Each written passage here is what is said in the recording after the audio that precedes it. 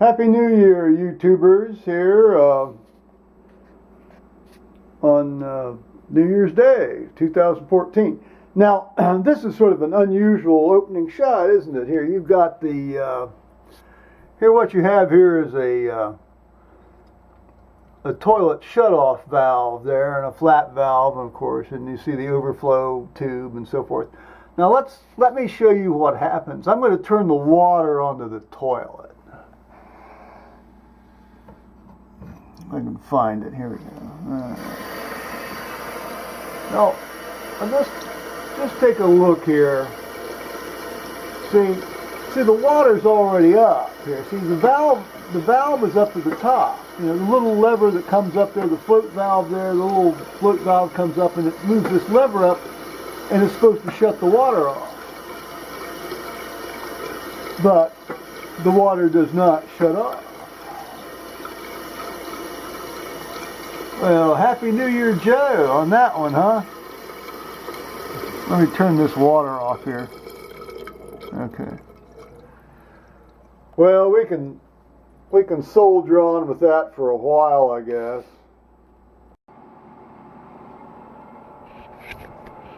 That's a little Happy New Year present. I've got a couple of other plumbing things I need to get taken care of. I need to call this buddy of mine to get the name of the plumber he uses, because I've pretty much gone off the outfit of I've used from time to time here in the previous years up here. Half the work they do is fine. Half the time then it doesn't work, and you got to have them come back. But this guy's, if the guy he uses satisfies this guy, I can tell you for sure that things are going to be done right. So, because this guy's very demanding. Well, I mean, that's okay to be demanding, but particularly when water is concerned. So I've got a toilet in the north bathroom that needs to have this, its seal's broken. It needs to be reseated and so forth, so you can use it without the water leaking out around the base of the toilet and rotting the floorboards, so that you go down into the basement eventually. And then the sink here, you can tell it's got the you see the series of wet rags there around the base of the stem there, the little lifter on-off stem thing, which, by the way, if you use it in the cold water setting, sort of shoots a little arc of water out the side. So you have to use it all the time on the hot water setting. So it's time to get. I don't think just replacing the core is going to help that one. About 10 years ago, I wanted the new faucet anyway, but the guy came in and talked me out of it. He talked me out of it because he didn't want to take the time to put the thing in. I don't know why he didn't want to take the time. I was going to pay him for his time. It's like $90 an hour. Well, he seemed to have other things to do, places to be, so. And then this latest conundrum, which I just showed you, so. See if I can arrange that here for sometime later this week. I can live with that toilet. I mean, we can deal with that. We can turn the thing on and off when we have to, refill it. Or for that matter, just use a pitcher, Okay.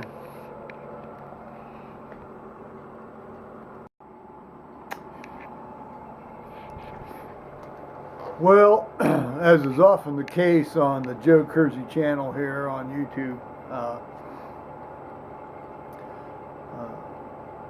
things tend to get mixed in together. Well, sort of like life, isn't it? And so after our little conundrum there about the toilet / plumbing situation in general, there was a great blue heron flying around down in our creek bank area, and I'd hoped to be able to get some video of that heron for you guys, but every time I go out, he flaps off somewhere else, and then he'll flap back again, and then I go out, and then he flaps off again somewhere else. So these are incredible birds. I mean, they're big birds. They're like 4 feet tall or more, and sometimes they'll actually go up and roost in the trees, but they generally don't. They will, but they generally don't roost in trees. But they'll navigate through all these limbs without scratching a feather. It's amazing, and they're beautiful. And they wade around, and they're bottom feeders.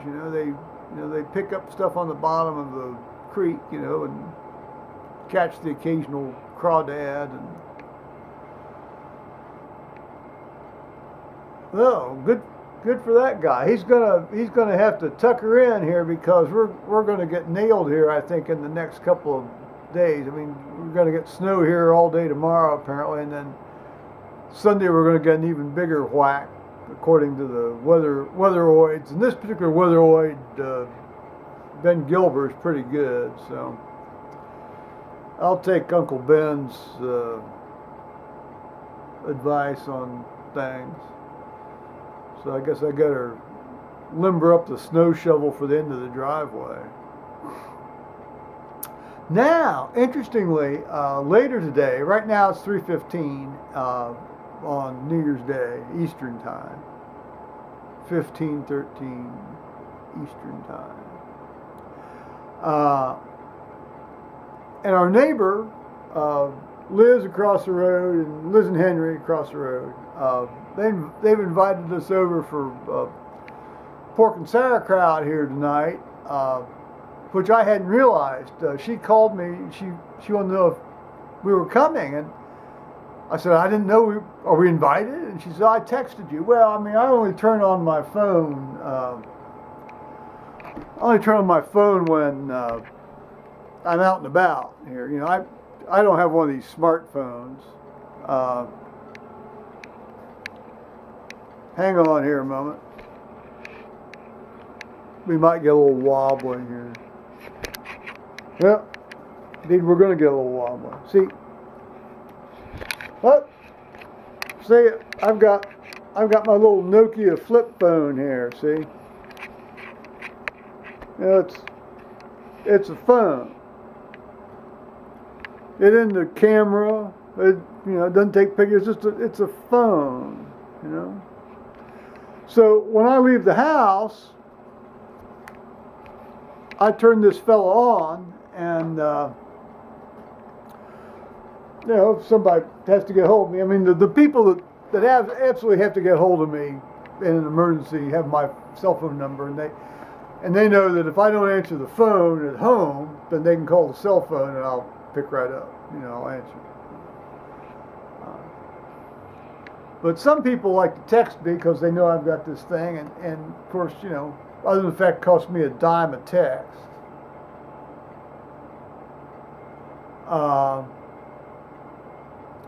They think they can get hold of me that way, and sometimes they can, generally quite on a delayed basis. Well, anyway, so I checked, and indeed Liz had texted me, and yeah, I mean, I said, yeah, it's great, so, we're going over there here. Well, I'm going to go over there. Now, I don't know when Paul's going to get home, but he should be home by 5:30, I think. If not, well, then, I'll leave a note. He can come over and join us.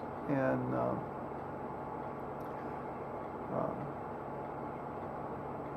I mean, these are like the best neighbors in the universe, Ed, my honorary nephew Ed sounds like he's got the best neighbors in the universe too. You can't overestimate the value of good neighbors. I mean, you really can't. And we've been very fortunate up here. Well, Well, we were very fortunate, on either side, and then God bless John Stark. He moved off and he sold it to some guy, and then that's gotten sold on, and that's, well, there's no definitive way to say whether it's unfortunate or not, but good neighbors are invaluable, no question about it.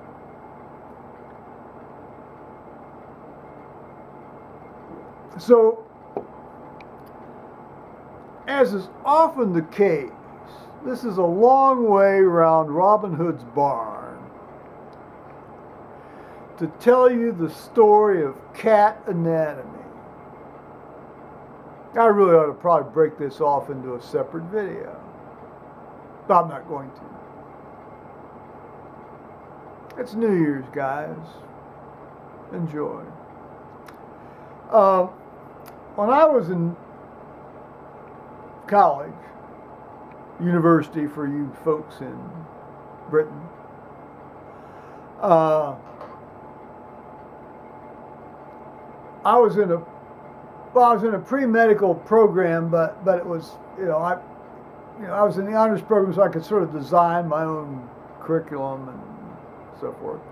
And as long as you did all the science prerequisites, you could do anything you wanted as far as applying to medical school. But there was this one thing that was traditionally called vertebrate anatomy. Well, there were two vertebrate anatomy things that they wanted you to have. One or the other. One was called cat anatomy, because that's what it was. And then the other one was like vertebrate zoology. Okay. Now, bear in mind, none of those were actually required. They just wanted 15 hours of biology. But these were strongly encouraged. One or other of these two were strongly encouraged. So I scheduled this cat anatomy, which was euphemistically called vertebrate anatomy. But it was cat anatomy. Because what it was is you somehow went out and procured a cat, and then you dissected it. And then, of course, there were other ways you compared that anatomy to other vertebrates, certainly mammalian vertebrate anatomy.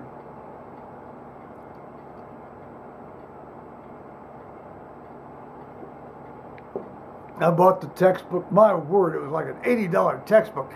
This is like 1972, guys. It was a very nice textbook. It ought to be for that amount of money.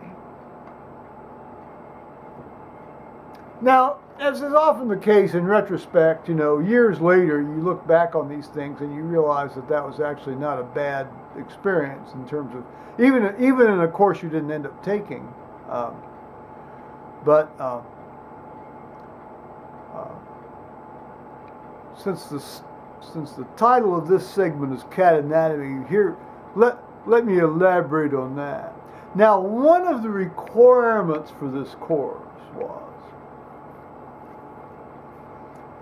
you had to provide your own cat.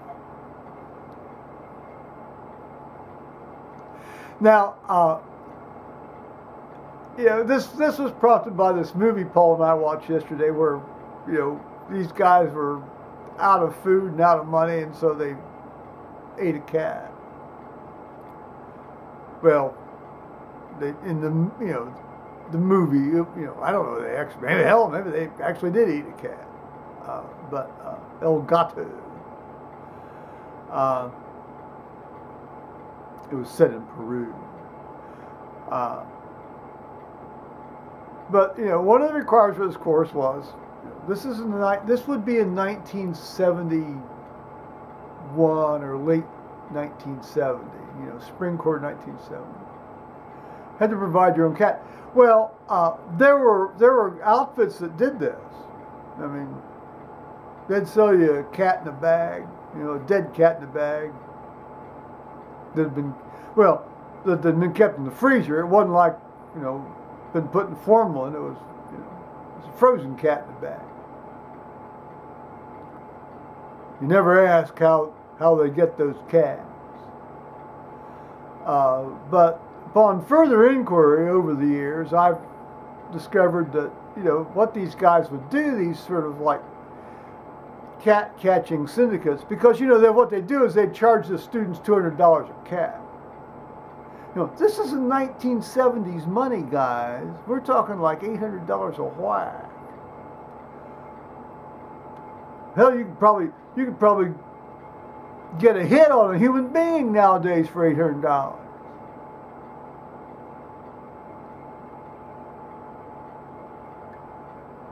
Depending on what part of the country you're in. So,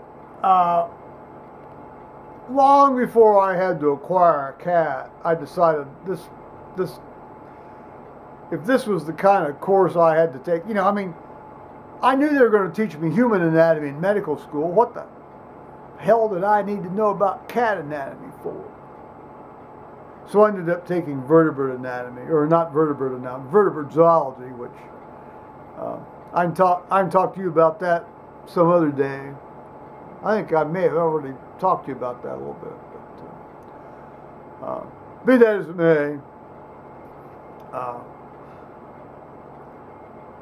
what would happen? What these guys would do is they'd go out and they'd collect these cats. They'd put them in a big garbage bag, and they would, of course, these guys, these cats are kind of, it's like a bag full of cats, So what they do is they'd tie the mouth of this garbage bag up to their tailpipe of their car, and they'd gas them. Because you can't club these cats, because you want to have decent anatomy for the students to dissect.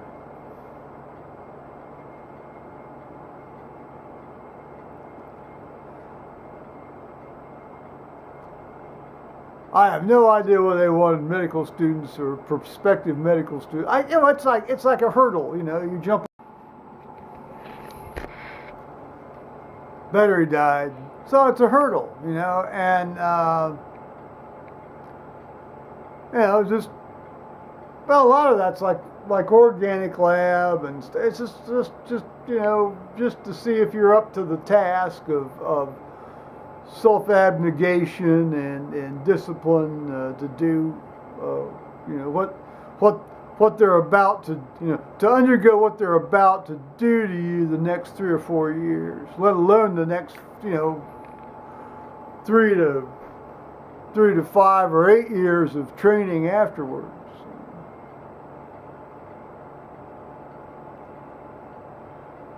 Well, so that's about it. So no cats were harmed, in the making of my life. Well, no cats were harmed in the making of this part of my life.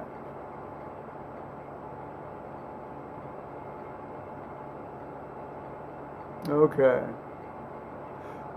I'm going to say, Happy New Year. That's the obligatory thing, and Happy New Year. Happy New Year. It beats the alternative. A day on this side of the grass is better than a day on the other side of the grass. Generally. Almost 99% of the time, anyway. Okay. Bye-bye now, YouTube. There's Living Earth HD. Get Living Earth HD, guys.